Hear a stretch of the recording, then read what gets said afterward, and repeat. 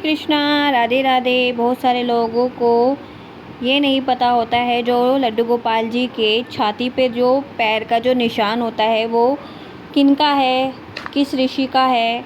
और बहुत सारे लोगों को पता भी है। और ये क्यों हुआ था, क्यों ठाकुर जी के छाती पर ये चरण चिन्ह है, तो इसके बारे में आज हम लोग चर्चा करते हैं। भृगु मुनि की महान परीक्षा। जो भृगु मुनि जी थे उन्होंने नारायण जी की और शिव शंकर जी की और ब्रह्मा जी की परीक्षा ली थी।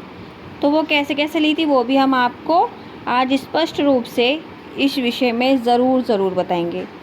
बहुत काल पूर्व अनेक ऋषि मुनि सरस्वती नदी के तट पर वेद चर्चा के लिए एकत्रित हुए और एक ऋषि ने कहा, केवल 3 देवता संसार के समस्त कार्यों को करते हैं। सृष्टिकर्ता भगवान ब्रह्मा और सृष्टि पालन भगवान विष्णु, संहार भगवान शिव शंकर जी।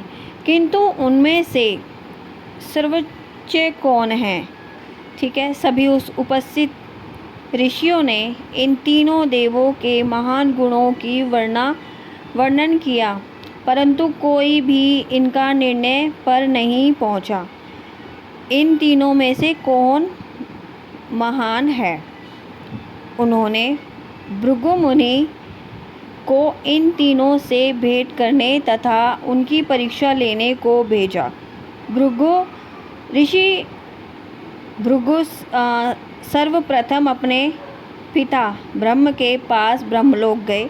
यद्यपि यह पुत्र का कर्तव्य होता है कि वह अपने पिता का आदर करे, परंतु भृगु मुनि ने उनकी परीक्षा लेने के लिए उनका उचित आदर सत्कार नहीं किया। अपने पुत्र के अनुचित व्यवहार के कारण ब्रह्मा जी ने क्रोध होकर कहा, यह साधारण शिष्टाचार है कि तुम अपने पिता का आदर सत्कार करो।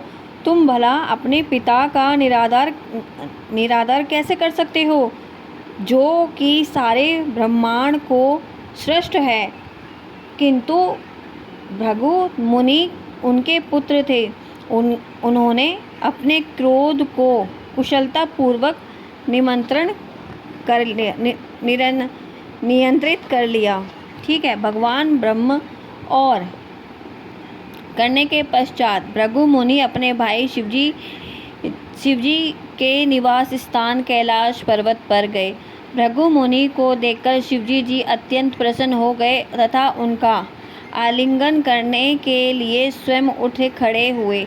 किंतु जैसे ही शिवजी जी उनकी ओर बढ़े, भृगु मुनि उनसे बचने के लिए पीछे हट गए।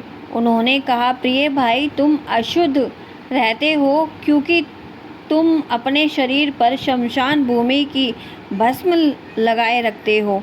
कृपया तुम मेरे को स्पर्श मत करो। शिवजी जी के नेत्र क्रोध से लाल हो गए। अनियंत्रित क्रोध के कारण उन्होंने भृगु मुनि को मारने के लिए तुरंत अपना त्रिशूल उठा लिया। माता पार्वती अपने पति देव के चरणों पर गिर पड़ी। उन्होंने अपने शांत तथा मधुर वचनों से शिवजी जी को अपने भाई का वध न करने के लिए सहमत कर लिया। भृगु मुनि भाग्यशाली थे कि वह बच गए।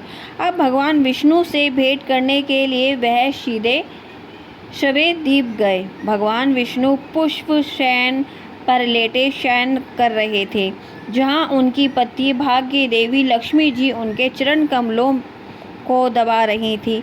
बिना बुलाए भृगु मुनि सीधा भगवान विष्णु के शयन के शिव पहुँचे।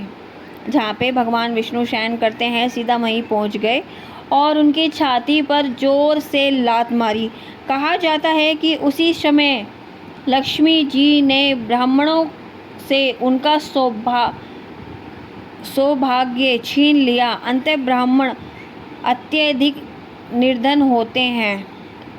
भगवान विष्णु ने भृगु मुनि के अपराध को गंभीरता से नहीं लिया, अपितु वह अपने बिस्तर से उठ गए तथा ब्राह्मणों के श्रेष्ठ भृगु मुनि को सादर प्रणाम किया। उन्होंने भृगु मुनि को इस प्रकार संबोधित किया, प्रिय ब्राह्मण देव, आपका मेरे निवास स्थान पर आने के लिए एक महान आशीर्वाद है। आप कृपया कुछ क्षण के लिए आसन ग्रहण करें।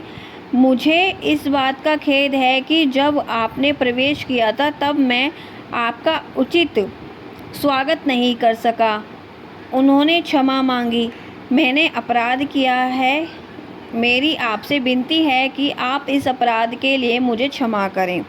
आप जैसे महान ब्राह्मण इतने निर्मल होते हैं कि आपके चरण दबा के तीर्थ स्थानों को भी पवित्र कर देते हैं।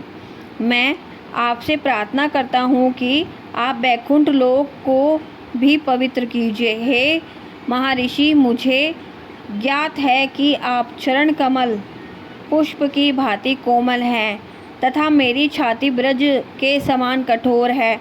मुझे भय है कि मेरे वृक्ष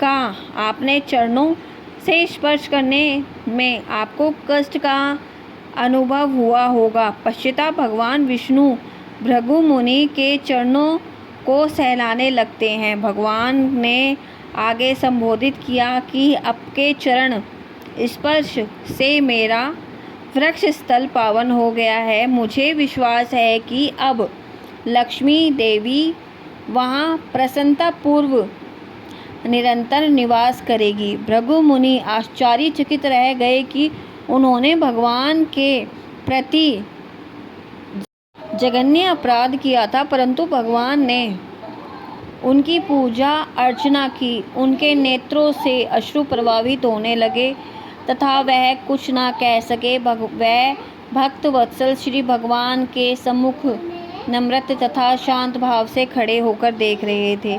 अब उन्हें समझ आ गया कि वास्तव में पूर्ण पुरुषोत्तम भगवान के समक्ष खड़े भृगु मुनि सरस्वती नदी के तट पर बैठे पवित्र महर्षियों के पास लौट आए तथा उन्हें अपने अनुभव का वर्णन किया, सारा वृतांत सुनाया।